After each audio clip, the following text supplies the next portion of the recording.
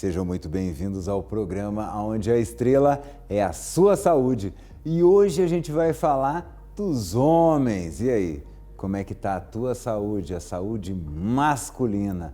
A gente fala muito sobre a saúde feminina, mas hoje é o nosso dia, hein? Pode até não ser o dia dos pais, mas é o dia de qualquer homem e principalmente, vamos ser homem mesmo? Vamos saber tudo depois da vinheta.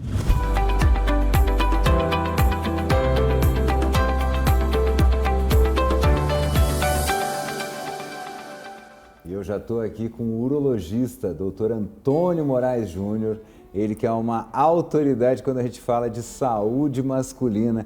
E eu brinquei ali de ser homem, eu não estou falando nada de orientação sexual, eu estou falando de realmente ser homem para a gente cuidar da nossa saúde, né? E dar aquele passo, não, eu vou me cuidar. Né? Isso é ser, o homem ele tem essa coisa, né, de cuidador, então eu queria que realmente a gente pudesse despertar nos homens a vontade de cuidar da saúde, não da aparência e da beleza, são coisas diferentes. É isso? Hoje tem muito homem cuidando da beleza e pouco da saúde, doutor? Seja muito bem-vindo. Olá, Otávio. Primeiramente, obrigado pelo honroso convite, mais uma vez, estar aqui com você. Realmente, a saúde do homem hoje, já desde 2012, a Sociedade Brasileira de Urologia determinou que o urologista fosse o médico do homem. Tem que cuidar da saúde do homem como um todo. A gente não tem que resolver tudo, né, Otávio? Mas tem que saber, pelo menos, encaminhar. Então, eu descubro que você tem um câncer no intestino, eu vou encaminhar para o colega. Mas a gente tem sim que cuidar da saúde do homem como um todo. E hoje não tem como falar saúde do homem se não falar de próstata, de cálculo renal, de testosterona, reposição de testosterona. Essa é boa, que essa é polêmica. O que é urologista, hein, Otávio? Sabe que pouca gente sabe o que é urologista. Doutor, o que é urologista? Eu já ouvi isso muito. Vamos explicar. O urologista cuida do aparelho urinário do homem e o aparelho reprodutor do homem. Porque quem cuida da mulher aparelho reprodutor já é o ginecologista. Então, e cuida do aparelho urinário da mulher. O urologista cuida de recém-natos, crianças, jovens, adultos e idosos. Ele é clínico, ele é cirurgião. Para ser um urologista hoje, Otávio, você tem que fazer 3 anos de cirurgia geral, depois mais 3 anos de urologia e depois, se possível, mais 1 ano de fellow, que é uma subespecialização em algum ramo da urologia. Quer dizer, além dos 5 anos ainda... São 6 anos de faculdade. 6 anos de faculdade. Mais 6 anos de residência médica e depois, se possível, mais 1 ano de fellow. Sem falar em mestrado, doutorado. Só para ser ali, saiu, agora sou urologista. Agora eu sou urologista. Para você ir para o mercado, você tem que passar por essas De 12 fases. a 13 anos de estudo. Tem que ser. Isso e tem que estudar todo dia, viu, Otávio? Não adianta estudar só a reciclagem científica, ela é diária. Eu até hoje, Otávio, eu ainda estudo quase todo dia. Participar dos congressos, dos eventos científicos também é muito importante. Eu brinco uma vez, o cardiologista, né, o Dr. Hassi, ele falou que ele disse, se você hoje decidir, eu vou tirar 1 ano sabático, quando você voltar você tem que estudar quase o ano seguinte para conseguir entrar no eixo. E eu acompanho, né, no finalzinho você vai ficar sabendo das redes sociais do doutor, eu acompanho, o senhor realmente vai nos congressos, tanto para falar, tanto como aluno, né? Como ali para aprender. Essa troca, ela é importante entre os médicos? Otávio, a medicina é uma ciência de verdades transitórias. Talvez o que você fala hoje, amanhã já não é. E talvez o que você condenou lá para trás volta à tona. Então, essa reciclagem científica permanente é muito importante. A ciência está evoluindo muito. Já pensou, Otávio, se você falasse para o seu avô lá atrás que você ia fazer uma cirurgia robótica? Já pensou? Então, está evoluindo muito. A cirurgia videolaparoscópica, cirurgia robótica. Então, medicamentos para câncer de próstata, para câncer de bexiga. Na área da oncologia, temos a imunoterapia hoje, que está trazendo mais sobrevida aos pacientes em vários tipos de câncer. Então, está evoluindo muito. E para você acompanhar, respondendo a tua pergunta, é importante essa reciclagem participar dos eventos científicos para ficar atualizado. E é interessante isso, essa questão das verdades transitórias. Isso é tão verdade que por exemplo, se eu fosse para falar para o meu avô que o médico de família era ultrapassado, ele ia me xingar, ele ia dizer que o médico de família era tudo. Se eu falasse para minha mãe que o médico de família era tudo, ela ia dizer que isso era coisa de gente ultrapassada. E hoje a gente tem iniciativas enormes para voltar o médico de família. Se eu falasse para o meu avô que ovo fazia mal, ele ia me xingar e dizer que galinha está no mundo que Deus botou e é para a gente comer o ovo.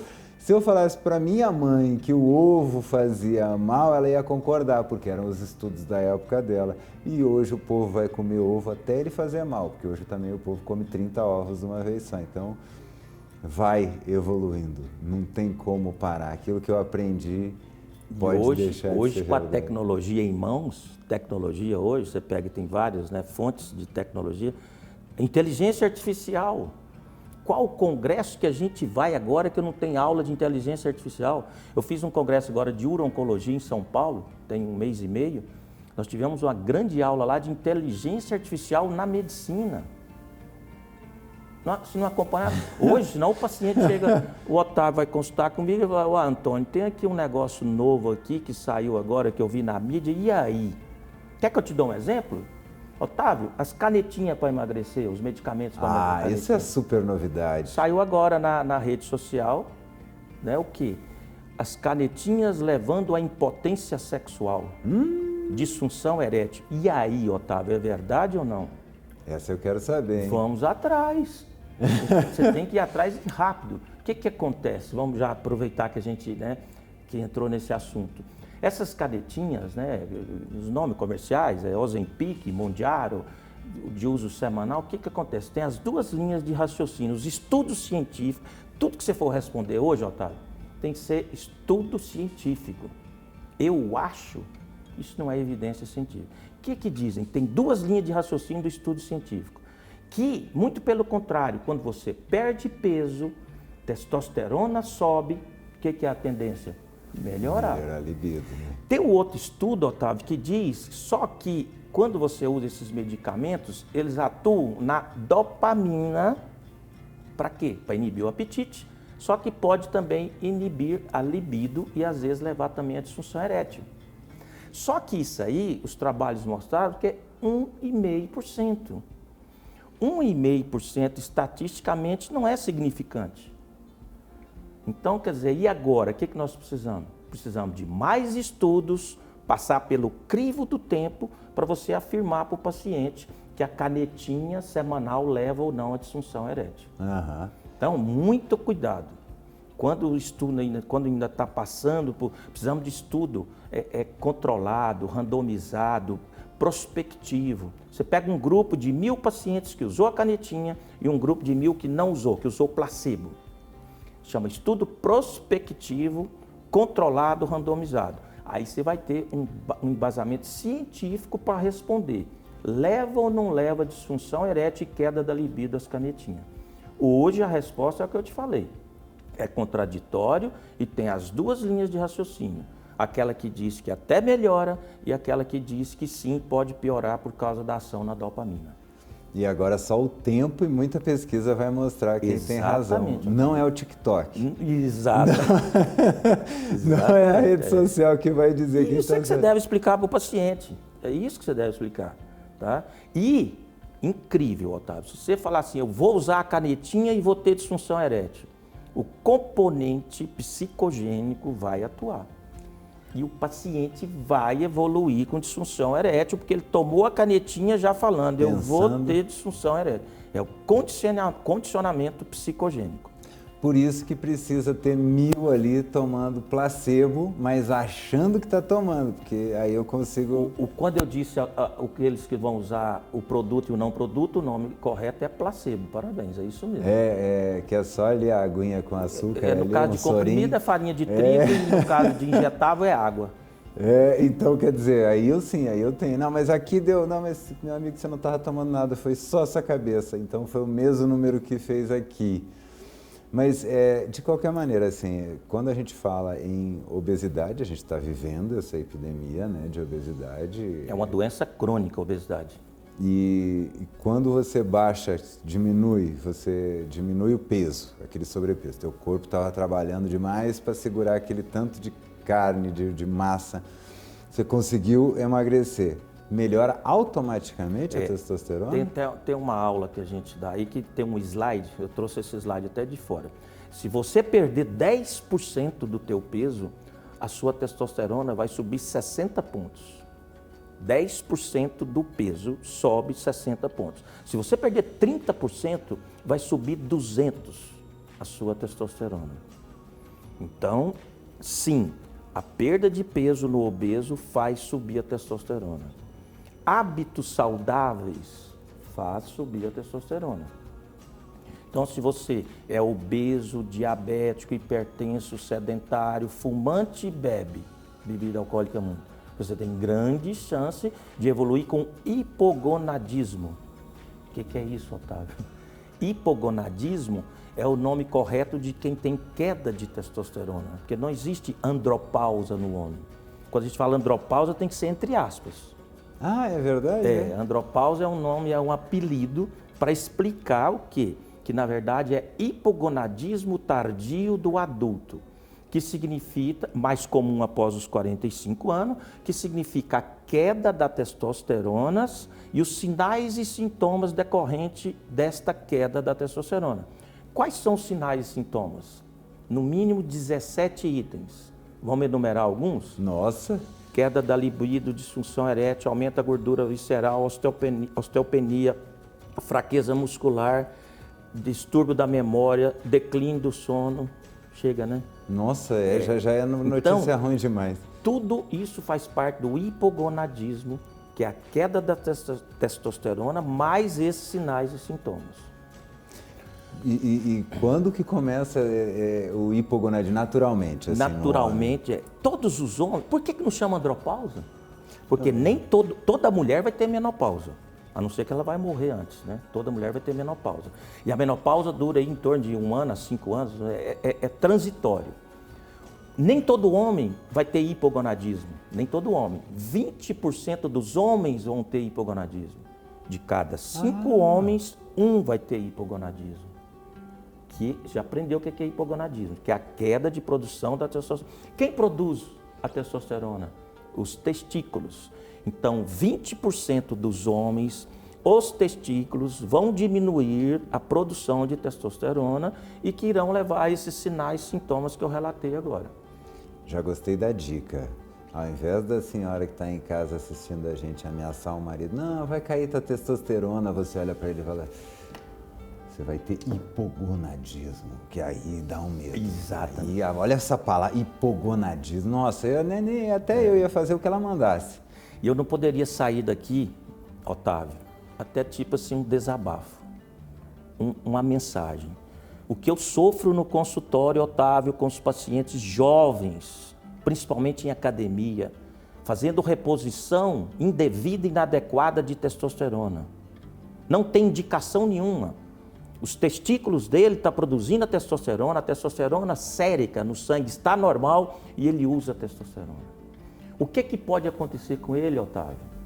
Os testículos vão diminuindo de tamanho ao ponto de ficar do tamanho de uma ervilha. Aí o testículo serve para 2 coisas, produzir testosterona e produzir o espermatozoide. Aí ele para de produzir o espermatozoide e a testosterona. Esse indivíduo vai ficar infértil, não vai ser pai nunca mais e vai ter que fazer reposição de testosterona para o resto da vida. Nossa. É grave, jovem. É sério. Todo dia senta um jovem no meu consultório com isso, Otávio. E eu explico, mas ele prefere olhar no espelho e ver o maromba. O que você disse no início, a estética do homem. Que é diferente da saúde do homem. Que é diferente da saúde do homem. Você acha, porque o cara é cheio de músculo, musculoso, ele vai Tá saudável. Vai não, tá ele saudável. está saudável. Não, olha ele. Tá... Eu vou citar aqui porque apareceu na mídia no Brasil inteiro, óbitos, no mínimo, tiveram 3 óbitos recente, pacientes que usaram superdosagem de testosterona. Por quê? Superdosagem, o sangue fica grosso, que nem óleo diesel queimado, grosso. Aumenta o hematócrito, aumenta a hemoglobina, o sangue fica grosso e não flui. Aí ele pode ter o infarto agudo do miocárdio, pode ter o acidente vascular cerebral e levar ao óbito. Nós tivemos 3 casos relatados na mídia nacional, pessoas que fizeram superdosagem de testosterona e foram a óbito. Um com 32 anos, o outro com 35 anos. Você é um atleta, a gente até mostrou isso aí lá no portal da Athena. Eu às vezes até me exalto quando eu vou falar nesse assunto, Otávio, porque a gente sofre muito no consultório com isso. E eu queria deixar essa mensagem, queria deixar esse recado. O meu último slide é o seguinte: terapia de reposição de testosterona, muito bem-vindo, quando bem indicado. E tem hábitos que também podem fazer cair a testosterona? Às vezes você dormir bem ou dormir mal, tem diferença? Comer bem e comer mal? Hábitos saudáveis, praticar exercício físico, não fumar, beber com moderação, não ser obeso, dormir bem, ter uma roda de bons amigos. Hábitos saudáveis faz subir a testosterona. E o inverso disso, o obeso, o diabético, o fumante, o sedentário, faz diminuir a testosterona. Vou te contar uma passagem rapidinho interessante. Jogo Brasil-Itália, decisão da Copa do Mundo. Depois você me ajuda a lembrar que ano que foi. Isso é fato real que eu estou contando aqui. Decisão da Copa do Mundo. Não, 90 e... Você lembra que o cara errou o pênalti que o Brasil foi campeão do mundo? Baggio, 94. Chutou lá na arquibancada. O que aconteceu? Eles pegaram 100 homens lá do jogo, os italianos, fizeram um estudo, dosou a testosterona antes do jogo e depois do jogo. 100 homens da Itália, 100 homens do Brasil. E verificaram o seguinte: esses homens que dosou a testosterona antes do jogo e depois, os italianos, que foi dosada a testosterona depois do jogo, a testosterona estava muito mais baixa do que a dos brasileiros. O que ele quer dizer com isso? Até a parte da saúde mental, vamos dizer, da alegria, da satisfação, faz, se tiver o cara para baixo, tiver down para baixo, faz baixar a testosterona. Quer dizer, os que estavam tristes, né? O Brasil continuou do mesmo jeito, talvez eu me coloquei mal. Do Brasil continuou. Então a testosterona era 500, continuou 500. E os da Itália... Por causa da frustração. Exatamente. Baixou. E aí entra um fator psicológico muito violento, que às vezes a pessoa, né, a gente fala muito, e o homem brinca muito com o outro, né, que isso aí só na tadalafila, né, só no remedinho. E às vezes a pessoa não tá legal na cabeça, aí ela vai lá, não se sai bem ou não consegue performar, né, com a esposa, e ele já, pronto, a partir dali ele acha que ele precisa tomar aquele medicamento o tempo inteiro, recorre para ele. Como é que o homem precisa lidar com essa questão na cabeça para entender quando é um episódio e quando é um problema? Ótimo quesito. Não poderia sair daqui sem falar na disfunção erétil. Disfunção erétil, nós temos uma disfunção erétil orgânica, é um problema no organismo, que pode ser neurológico, endócrino, farmacológico e vascular. Tá? Então, desses aí, por exemplo, o diabético pode ter neurológico e vascular, porque obstrui as artérias que levam o sangue e também dá o problema de polineuropatia periférica, agride os nervos.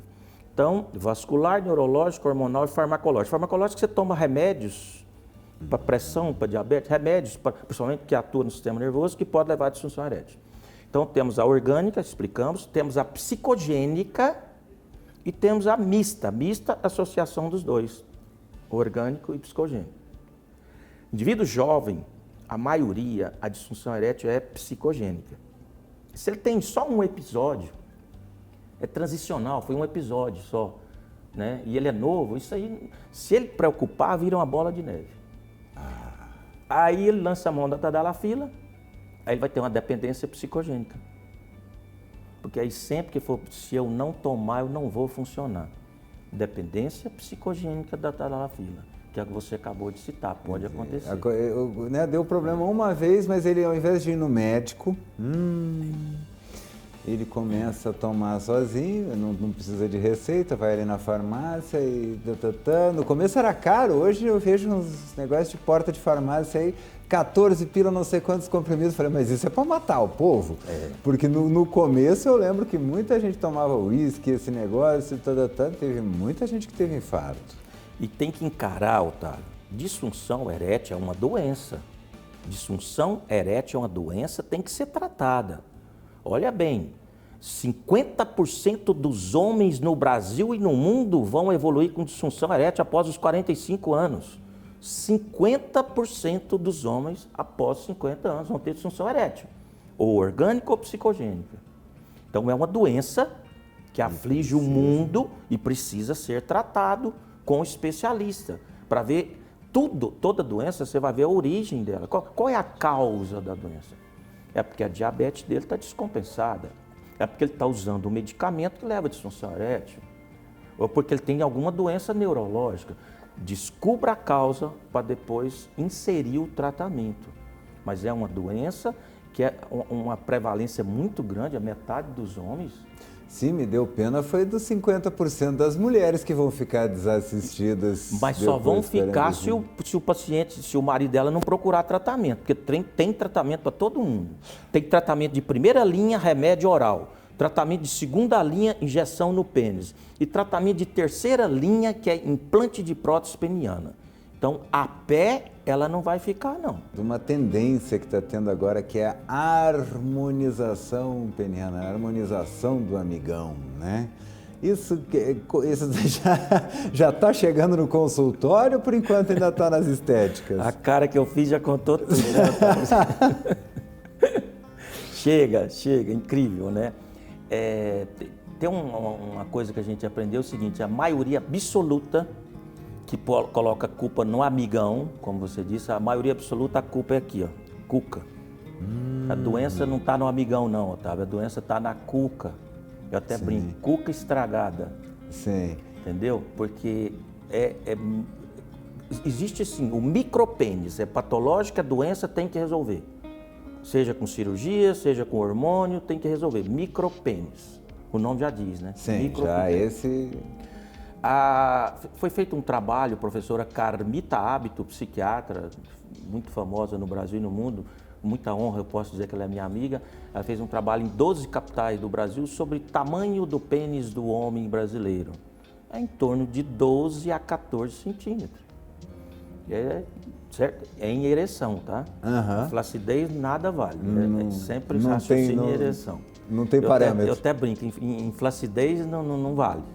Então o que acontece? A maioria dos homens tem o pênis normal, tem o escroto normal, mas vem essa moda agora aí de harmonização da genitália externa, né? O cara quer fazer plástica no escroto, quer fazer alongamento peniano, engrossamento peniano. O que a Sociedade Brasileira de Urologia e que o FDA aprovam até agora, né? Ácido hialurônico, mas tem que ser em mãos treinadas, especializadas, e tem que deixar claro para o paciente que pode deixar sequelas, às vezes irreparáveis. E tem que ter uma manutenção. Tá? Técnicas de alongamento, você tem que às vezes, cortar, seccionar o ligamento suspensor do pênis, que pode deixar dano irreparável. Você usa da pele do escroto para fazer esse alongamento. Mas o que acontece? É mais uma coisa assim virtual. Vamos dizer assim, um alongamento falso. Porque na verdade o corpo cavernoso do pênis, que dá realmente o tamanho do pênis, ele continua do mesmo jeito. Então seria uma mudança estética, que às vezes esteticamente não fica legal e que pode trazer danos. Tem que ser em mãos especializadas, com treinamento adequado, e sempre pesquisar se ele tem título de especialista, se ele é reconhecido pela Sociedade Brasileira de Urologia. É fácil de pesquisar isso aí. Tem o treinamento e tem que ser muito bem orientado. Antes de indicar esse tratamento cirúrgico, primeiro você tem que avaliar o perfil psicológico desse paciente. Tentar explicar para ele que a genitália dele é normal, que o tamanho do pênis é normal. E que para ter atividade sexual não é tamanho que é documento não, viu, Otávio? Tem que explicar isso também. Você tem que ter tempo, explicar, para depois ser, doutor, tudo que o senhor falou foi muito bonito, mas eu quero fazer. Pronto. Aí você vai explicar qual é o produto, que ele é aprovado, que precisa de manutenção e que tem grande chance de precisar de reparos. Não, e é impressionante, eu sempre brinco, né? Na dúvida, é melhor algo que funcione do que algo que impressione. Exatamente. Né? Funcionou, tá ali satisfazendo, porque o homem ele tem um problema muito sério, e principalmente hoje, né? O homem ele é muito visual, então existem filmes e coisa, aonde os caras vêm com uns negócios gigantescos, mas eu brinco até com alguns amigos, eu falo, meu irmão, aquilo é performático. Nenhuma mulher no dia a dia quer parir todo dia, quer ir para a cama e como se tivesse aquela sensação de estar parindo todo dia. Não é isso que dá prazer, né? Exatamente, não é isso. Bem, porque aonde a mulher tem mais prazer é no clitóris, que ele fica na região praticamente externa. Eu li uma vez uma pesquisa que dizia que só 40% das mulheres casadas com homens chegavam ao clímax. E quase 60% das mulheres que estavam casadas com mulheres chegavam. Quer dizer, não é... às vezes, quando foi a última vez que você beijou o gramado antes de entrar em campo, né, meu irmão? Então, exatamente. Tem... Uma coisa que eu fiquei assim assustado, Otávio, que eu vi lá no congresso com a professora Carmita também, eu fiquei assim, triste. Ela disse lá que de cada 3 mulheres, uma nunca teve orgasmo. Nossa. Meu Deus, né, Otávio? Nunca sentiu. Uhum. Eu achei, quer dizer, 1/3 das mulheres, se fosse pelo menos 1/10, né, Otávio? Sim. Nunca, não sabe, porque o interessante, no lançamento de um medicamento, lá em 2009, 99, lançou um medicamento concorrente do Viagra. Uhum. Aí eu fui no congresso do lançamento, é um medicamento da Bayer. Aí trouxeram lá um americano, trouxeram um cara da Europa, se não me engano ele é alemão, para dar uma palestra para a gente sobre o produto. Ele mostrou, naquela época antiga nossa, você é da época do amplificador de som? Sim. Amplificador de som. Aí ele tinha lá, off, on, certo? Este é o homem, para ter atividade sexual basta on. Aí ele mostrou um outro amplificador, tinha 10 botões em cima e 10 embaixo. 20 botões. Genial! Não precisa falar mais nada, genial, né? exato. A mulher, se a cuca não tiver boa, não tem clima. Olha... tem que estar o filho bem na escola, a conta bancária boa, o marido tem que fazer muito carinho, tem que agradar. Se você quer alguma coisa com sua mulher de noite, você tem que começar de manhã, meu irmão, né? Aí abrindo esse caminho maravilhoso. Infelizmente o nosso tempo voou. Queria que o senhor deixasse suas redes sociais, pessoal, deixasse um recado para quem está em casa ali nessa câmera. Bom, o recado é o seguinte, você, mulher, faça que o homem, qualquer idade, pode ser seu filho, seu esposo, seu pai, faça ele ir no médico urologista pelo menos uma vez por ano para ele fazer o check-up do homem de acordo com a sua faixa etária. É muito importante. Se tiver acima de 45 anos, tem que começar o check-up da próstata. De cada 6 homens, um vai ter câncer de próstata. A cada 8 minutos, nós temos um diagnóstico de câncer de próstata no Brasil. A cada 40 minutos, nós temos um óbito por câncer de próstata no Brasil. Então, procure o seu médico urologista uma vez por ano. Os assuntos a gente poderia ficar aqui o dia inteiro falando da saúde do homem e de doenças do homem. Mas o recado é esse. Parabéns, Otávio, por ter esse programa que vai orientar todo mundo como e quando deve procurar o seu especialista. E procure o urologista, qualquer faixa etária, porque existem doenças para todas as faixas etárias. E muito obrigado. O meu Instagram é Dr. Antônio Moraes Jr. E o e-mail é meu nome, antoniodemorailjunior@gmail.com. Será um prazer falar com vocês. Obrigado, Otávio, pelo honroso convite. Nós que agradecemos aqui a sua presença, muitíssimo obrigado. E com essas dicas, a gente se despede, lembrando você, ó, realmente o doutor tem toda a razão. O homem, ele só vai no médico e casa porque vocês falam que hora que a gente tem que estar lá, senão a gente não vai não, tá bom? Um grande beijo e até o próximo programa.